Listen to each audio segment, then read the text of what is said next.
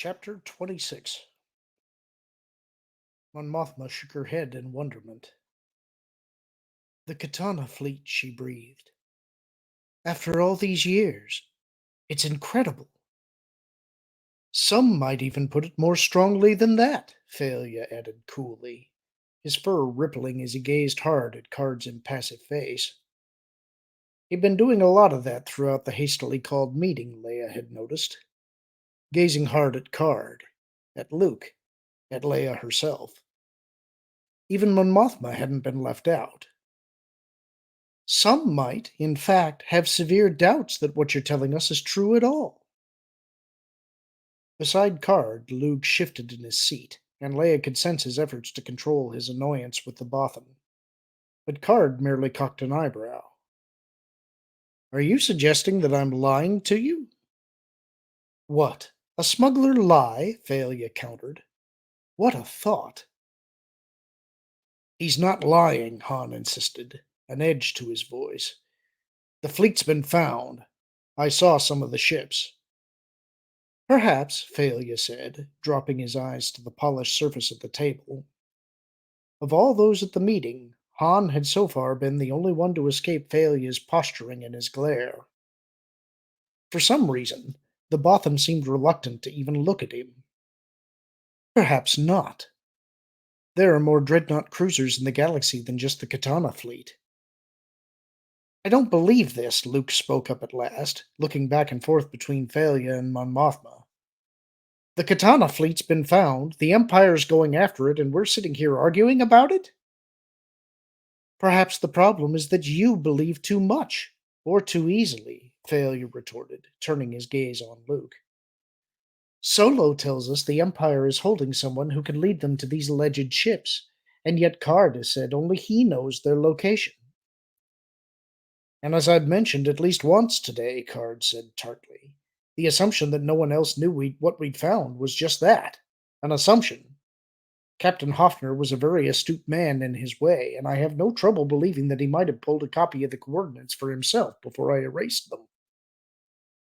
I'm glad you have such faith in your former associate, Thalia said.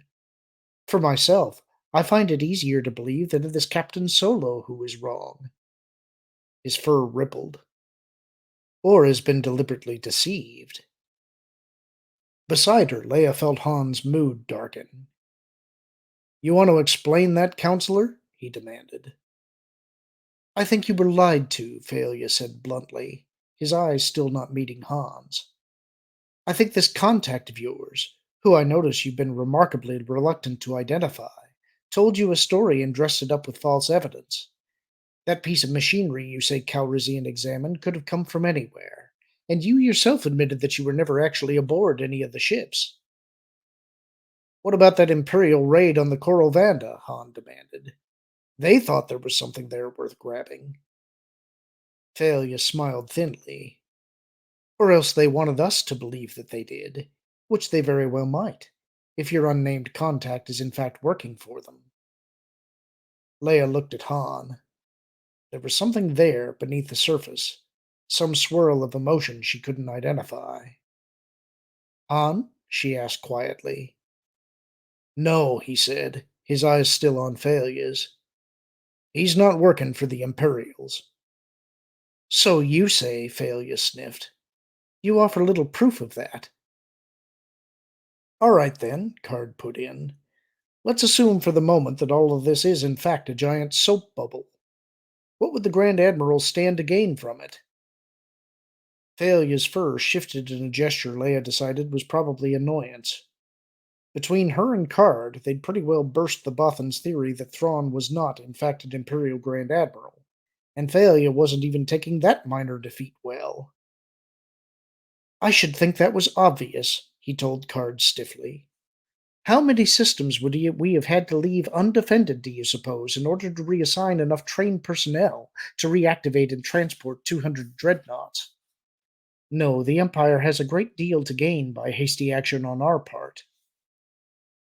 They also have a great deal to gain by our total lack of action, Card said, his voice icy cold. I worked with Hoffner for over 2 years, and I can tell you right now that it won't take the Imperials a great deal of time to obtain the fleet's location from him. If you don't move quickly, you stand to lose everything. If there's anything out there to lose, Thalia said. Leia put a warning hand on Han's arm. That should be easy enough to check, she jumped in, before Card could respond. We can send a ship and a tech crew out to take a look. If the fleet is there and seems operational, we can start a full-scale salvage effort. From the look on Card's face, she could tell that he thought even that was moving too slowly, but he nodded. I suppose that's reasonable enough, he said. Leia looked at Mon Mothma. Mon Mothma? I agree, the other said. Counselor Thalia, you'll speak to Admiral Drayson at once about assigning an escort frigate and 2 X-Wing squadrons to the mission. Preferably a ship already here at Coruscant. We don't want anyone outside the system to get even a hint of what we're doing. Thalia inclined his head slightly. As you wish. Will tomorrow morning be sufficiently early? Yes. Mon Mothma looked at Card. We'll need the fleet's coordinates. Of course, Card agreed. I'll supply them tomorrow morning. Thalia snorted. Let me remind you, Captain Card. Unless, of course, Counselor, Card continued smoothly, you'd prefer I leave Coruscant tonight and offer the location to the highest bidder. Thalia glared at him, his fur flattening, but there was nothing he could do about it, and he knew it. In the morning, then, he growled.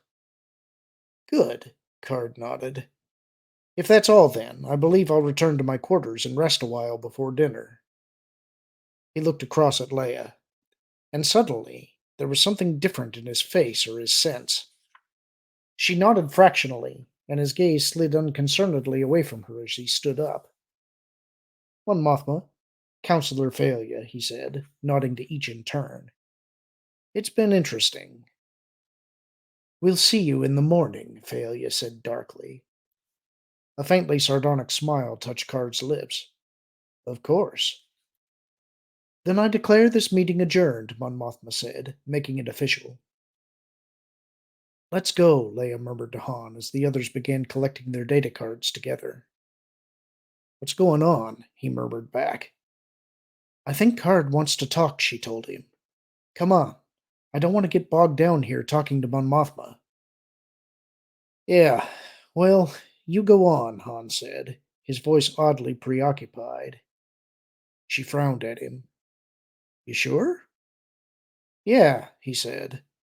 His eyes flicked over her shoulder, and she glanced around in time to see Thalia stride from the room. Go on. I'll catch up with you. All right, she said, frowning at him. It's okay, he assured her, reaching down to squeeze her hand. I just want to talk to Thalia for a minute. What about? Personal stuff. He tried one of those lopsided smiles she usually found so endearing. It didn't look nearly so innocent this time as it normally did. Hey, it's okay, he repeated. I'm just going to talk to him. Trust me. I've heard that before, Leia sighed. But Luke had already left the room, and Card was on his way out. And Mon Mothma had that look about her that signified that she was about to come over and ask Leia for a favor. Just try to be diplomatic, all right? His eyes flicked over her shoulder again. Sure, he said. Trust me. Thalia was heading down the grand corridor towards the assemblage chamber when Han caught sight of him, walking with that peculiar gait of someone who's in a terrific hurry, but doesn't want anyone else to know it. Hey, Han called. Counselor Thalia! The only response was a brief flush of pale red across the nearest of the line of Jahala trees. Glowering at the back of Thalia's head, Han lengthened his stride, and within a dozen quick paces had caught up with the other. I'd like a word with you, Counselor, he said. Thalia didn't look at him. We have nothing to discuss, he said. Oh, I think we do, Han said, falling into step beside him. Like maybe trying to find a way out of the jam you're in here. I thought your female was the diplomat of the family, Thalia sniffed, throwing a sideways look at Han's shirt front. We take turns, Han told him, trying real hard not to dislike the other. See, what got you into trouble here was trying to play politics by Bothan rules. That bank thing made Akbar look bad, so like any good Bothan, you jumped on him.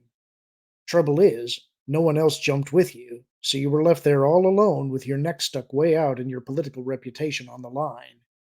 You don't know how to back out gracefully, and you figure the only way to salvage your prestige is to make sure Akbar goes down. Indeed, Failure said acidly. Did it ever occur to you that I might have stuck my neck out, as you put it, because I truly believed Akbar was guilty of treason? Not really, no, Han told him. But a lot of other people think that, and that's what's got your reputation on the line.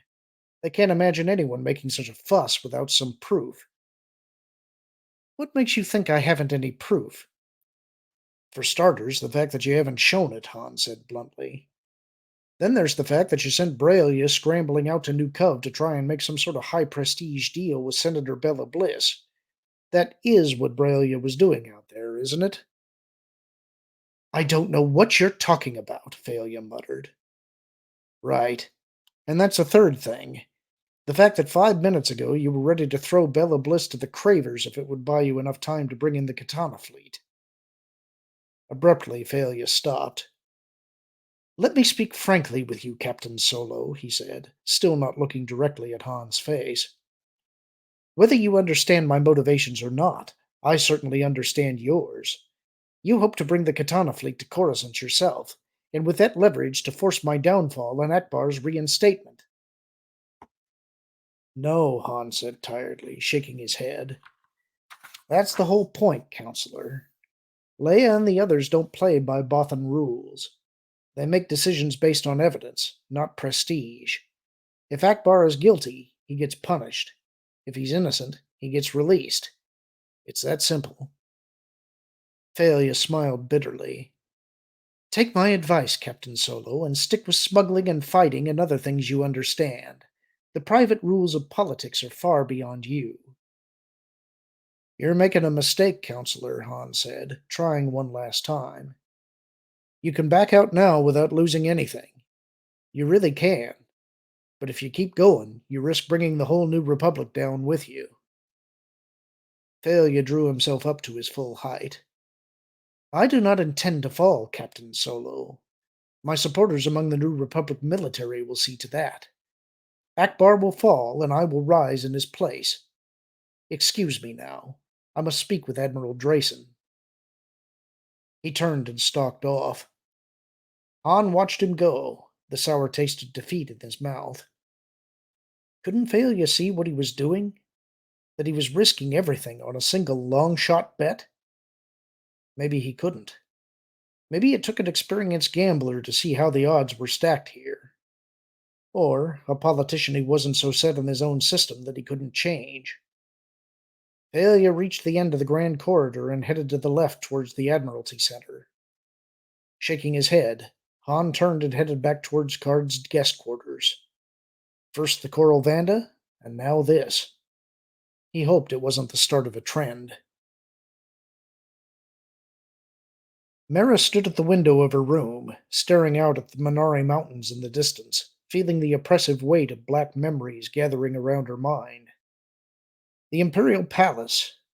After 5 years, she was back in the Imperial Palace. Scene of important governmental meetings, glittering social functions, dark and private intrigues. The place where her life had effectively begun. The place where she'd been when it had ended. Her fingernails grated across the carved swirls of the window frame as well-remembered faces rose before her. Grand Admiral Thrawn, Lord Vader, Grand Moff Tarkin, advisors and politicians and sycophants by the hundreds. But above them all was the image of the Emperor.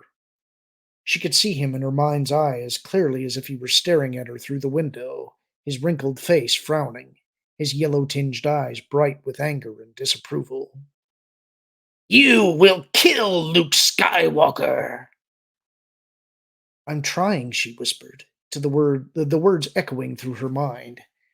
But even as she said it, she wondered if it were really true. She'd helped save Skywalker's life on Merkur, had come begging for his help on Yomark, and had now uncomplainingly come to Coruscant with him. She wasn't in any danger. Neither was Card. There was no way she could think of why Skywalker would be useful to either her or any of Card's people.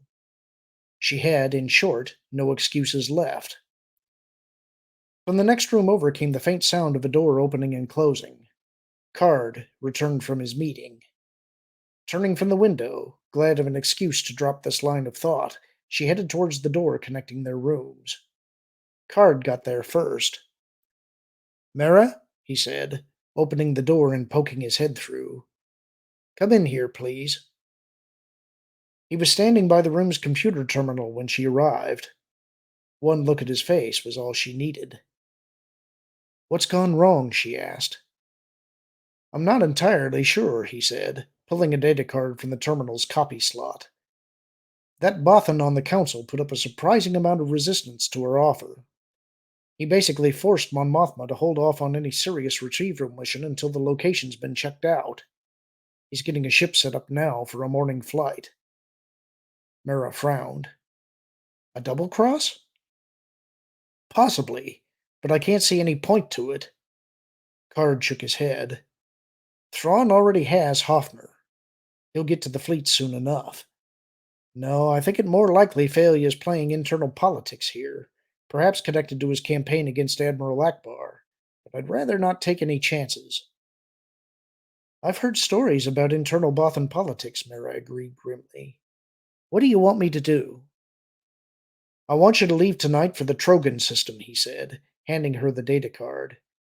"Best guess is that's where Aves will have holed up. Make contact and tell him I want everything we have that can both fly and fight to rendezvous with me at the Katana fleet as soon as possible." Mara took the card gingerly, her fingers tingling at the touch of the cool plastic. There it was, in her hands. The Katana fleet. A lifetime's worth of wealth or power. "I may have trouble persuading Aves to trust me," she warned. "I don't think so," Card said. "The Imperials will have reinstated the hunt for our group by now. That alone should convince him that I've escaped. There's also a special recognition code on that data card that he'll know, a code the Grand Admiral couldn't possibly have extracted from me this quickly."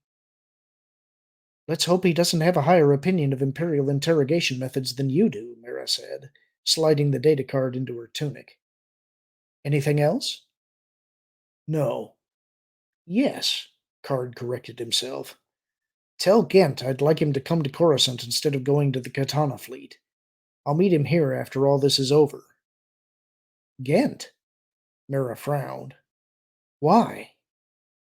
"I want to see what a really expert slicer can do with that suspicious lump in Akbar's bank account. Skywalker mentioned a theory that the break-in and deposit happened at the same time, but he said that so far no one's been able to prove it. I'm betting Ghent can do so." "I thought this involvement in New Republic politics was supposed to be a one-shot deal," Mara objected. "It is," Card nodded. "I don't want to leave an ambitious Bothan at my back when we leave." "Point," she had to concede. "All right. You have a ship for me to use?" There was a tap at the door. "I will in a minute," Card said, crossing to the door and pulling it open. It was Skywalker's sister. "You wanted to see me?" she asked. "Yes," Card nodded in greeting.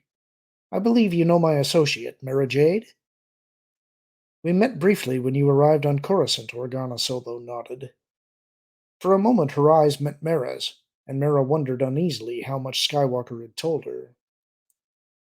"I need Mara to go on an errand for me," Card said, glancing both directions down the corridor before closing the door.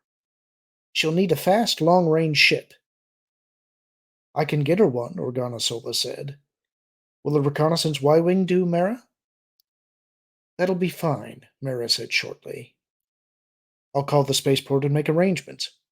She looked back at Card. "Anything else?" "Yes," Card said. "I want to know if you can throw together a tech team and get it into space tonight." "Counselor Failure is already sending a team," she reminded him. "I know that. I want yours to get there first." She studied him a moment. "How big a team do you want?" Nothing too elaborate, Card told her. A small transporter freighter, perhaps a starfighter squadron if you can find one that doesn't mind risking official wrath. The point is not to have Thalia's presumably hand-picked crew as the only ones there. Mara opened her mouth, closed it again without speaking. If Card wanted Organa Solo to know that his own people would also be coming, he would tell her himself. Card glanced at her, back at Organa Solo. Can you do it?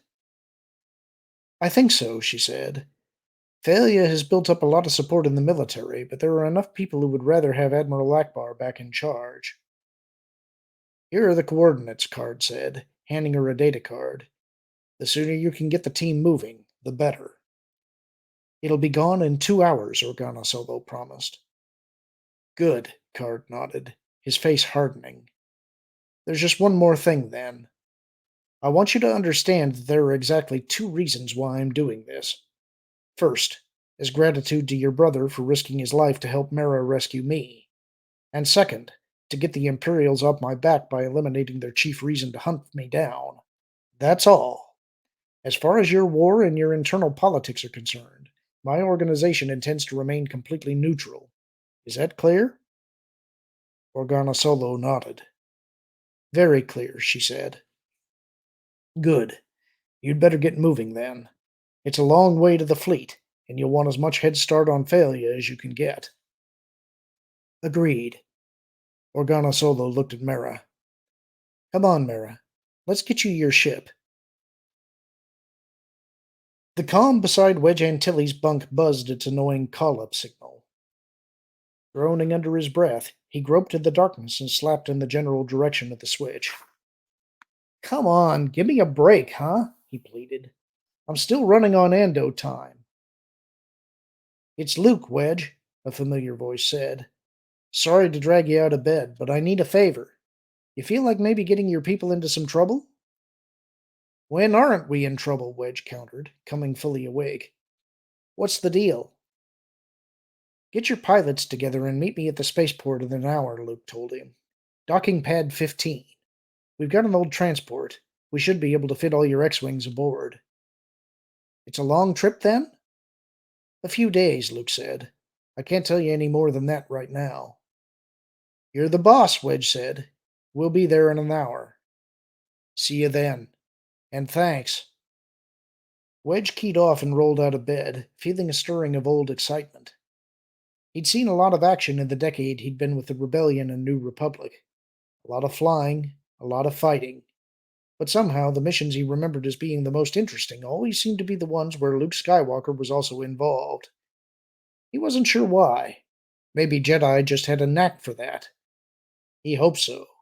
Between politics on Coruscant and cleaning up after Imperial raids across the New Republic, things were getting more and more frustrating around here. A change would do him good. Keying on the light, he pulled a fresh tunic out of his wardrobe and started getting dressed. There was no problem getting the midnight transport off Coruscant. Leia's authorization guaranteed that. But a freighter with a cargo consisting of a dozen X-Wings was unusual enough to spark comment and speculation, and it was inevitable that the speculation would eventually reach the ears of one of Thalia's supporters. By morning, he knew everything. This goes well beyond internal political infighting, he snarled at Leia, his fur rippling back and forth like short stalks of grain caught in a succession of dust devils. It was blatantly illegal, if not treasonous. I'm not sure I'd go quite that far, Mon Mothma said, but she looked troubled. Why did you do it, Leia? She did it because I asked her to, Card put in calmly. And since the Katana fleet is technically not yet under New Republic jurisdiction, I don't see how any activity related to it can be considered illegal. We'll explain proper legal procedure to you later, smuggler, Thalia said acidly. Right now, we have a serious breach of security to deal with. Mon Mothma, I request an executive order be made out for Solo's and Skywalker's arrest. Even Mon Mothma seemed taken aback by that one. An arrest order? They know where the Katana fleet is, Thalia bit out. None of their group has been cleared for that information. They must be sequestered until the fleet has been entirely brought into New Republic possession. I hardly think that will be necessary, Leia said, throwing a look at Card. Han and Luke have both handled classified information in the past. This is not the past, Failure interrupted her. This is the present, and they have not been cleared. His fur flattened. Under the circumstances, I think I had best take personal charge of this mission. Leia threw a look at Card, saw her own thought reflected in his face. If Failure was able to personally bring back the Katana fleet. You're certainly welcome to come along, Counselor, Card told the Bothan. Counselor Organa Solo and I will appreciate your company. It took a second for that to register. What are you talking about? Failure demanded. No one's authorized either of you to come along. I'm authorizing it, Counselor, Card said coldly. The Katana fleet is still mine, and will remain so until the New Republic takes possession of it. Until then, I make the rules.